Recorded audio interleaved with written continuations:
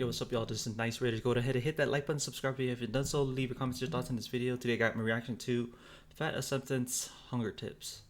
So let's see what these tips are all about.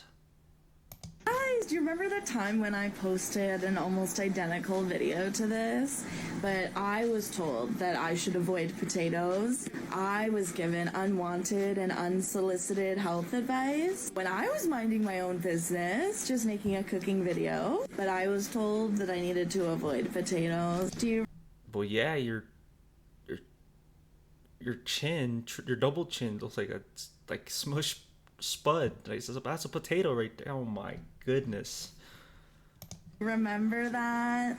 Do you remember how fat people and thin people are not allowed to exist in the same way on the internet? She's making me heavy. You remember that? Again, no hate to this guy. I have no issue with him, and I don't hate him. I'm also not mad at him either. I am using his video as an example to compare how thin people and fat people are not treated the same way. So...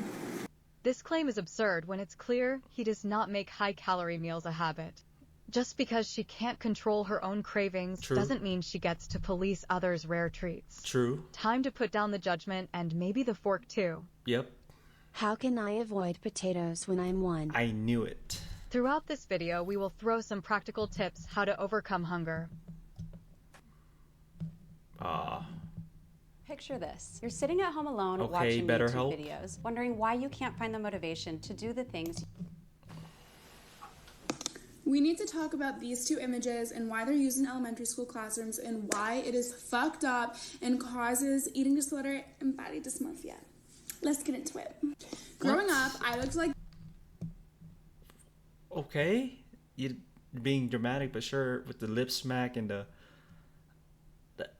what? this. I was a big bitch, still am. I'm Armenian, we got big hips, we got big asses, and most importantly, we got some tummy. I was young and I looked like this and I was bullied. I still get made fun of for my fucking body. I don't give a shit. But the problem is, growing up as a child, if I ate any of these unhealthy foods and I was still a little heavy, my fault. You're fat. You're stupid. Look at you fucking eating like that. Do you want to get diabetes? Well, yeah. But we see a skinnier person, let's say they're having a burger and it's a personality trait. Oh my God, it's funny. Like, look, they're so skinny. They have such a high metabolism. Wish I was them. No. Health is not determined by what you see on the outside. You can be... Okay, but it's what you see initially outside of your body, and that's what you want to eat. So if you eat right and you eat healthy, or quote unquote healthy, okay. looking like this guy, and you can be healthier than what this guy is. Oh, now is that true? Is that really true? That's definitely not true. If you go on let's take the same person, right, at that same body shape, eating those as a pre-carb fuel the night before, and we have the same guy do it the night before, you know, let's see who wins that race. That's all I'm saying. Let's see who's hitting the finish line first. And you can kind of attest, like, the fitness is a testament to what they put in their body. So I mean, that's all. I mean, you are what you eat. This is not okay to teach children that what you look like determines what you are in the... Similar to previous one, the quality of food matters in terms of health, but the quantity for weight. Of course, chubby person can be healthier than a thin one, but does that make fat people healthy? Nope. You were telling me a person that only eats McDonald's is healthier than a person that eats veggies. Just go to the gym. Geez. Thanks, Mom. Sometimes what you think is hunger is actually just thirst. So, drink a glass of water before you reach for a snack. Well, I want you to try this because it's the green vegetable. Oh, yes. My favorite spirit animal, Dr. Now. Time I've tried to cook her a little something extra, she just refuses. Just try a little taste. I'm sorry, but the dude said, I bet that fork gets real steady when you put some cake in front of her. Oh, that's funny as hell. She's overreacting, obviously.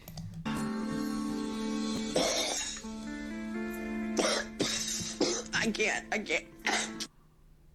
first time she's refused to eat. That's true. I bet that fork gets real steady when you put some cake in front of her. Thank you, Sexton. Try hiding it in a double cheeseburger with bacon. Protein-rich foods can help you feel fuller for longer. Include foods like eggs, meat, tofu, or legumes in your meals. Let's say that fat person you're commenting on does have a binge eating disorder. Let's say they do overeat.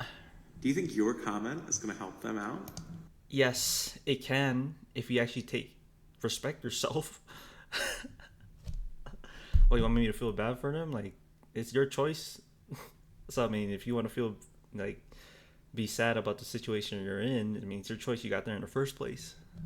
So, I mean, keep up that smile when you, for everyone else that's, like, fat. Like, you have a binge eating disorder? Okay, eat less, drink more water, to go out for a run. Like, I'm telling you, like, if you just go die, like die on just go up a hill or something, do, like, some crazy cardio or go to the gym and stop being lazy. That's the biggest thing. And eat right. Like, that's how you're gonna just be better overall, health-wise. Mentally, you'll be stronger, right? Physically, you're gonna get there. Do you think it's going to be really helpful in their recovery? Do you think you're telling them something they haven't already heard? Oh, yeah, what sure. What kind of audacity does that take?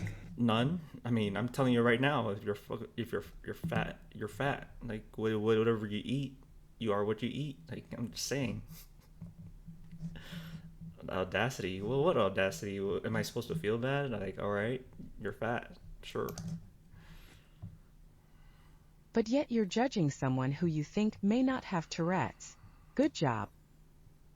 The comment may not have any influence on them since anyhow they are gonna overeat, but it may have positive I love these B-roll footages. Nice. meaning and spark inspiration and motivation in others. The last time that I did walk, I took a screenshot. This is a screenshot. As you can tell, some photos down there. I walked for 3 minutes and 20 seconds. It was outside, a little bit of hill. Okay, I'll take it. So I'm very proud of myself for that. That makes me really just excited. I don't know. I remember a few months ago when I can only do 1 minute and 16 seconds. Boom. All right. Sure. This video is longer than her walk. It really is. Don't forget fiber. Twice. Fiber slows down digestion and keeps you feeling satisfied. Load up on vegetables, fruits, whole grains, and beans.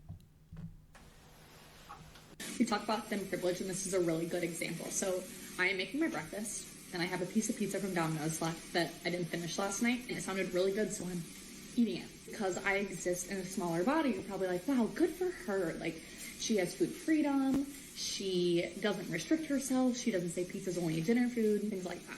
But now I want you to think, if I was in a bigger body, would you still be thinking the same things? Would you still say good for her? Or would you say, are you sure you want to eat that? Yes. Something to think about. As Yes. previous ones, a classic case of cherry picking to push a fat acceptance narrative.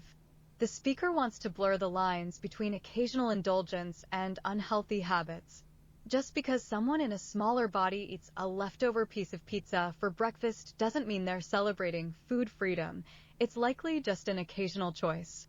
On the other hand, pretending that consistently making unhealthy food choices has no consequences, regardless of body size, is disingenuous. Okay. The reality is that there's a difference between celebrating moderation and ignoring the health implications of regular poor dietary habits. It's not about shaming anyone. It's about being honest about the long-term effects of those choices. Sometimes, we eat out of boredom or stress.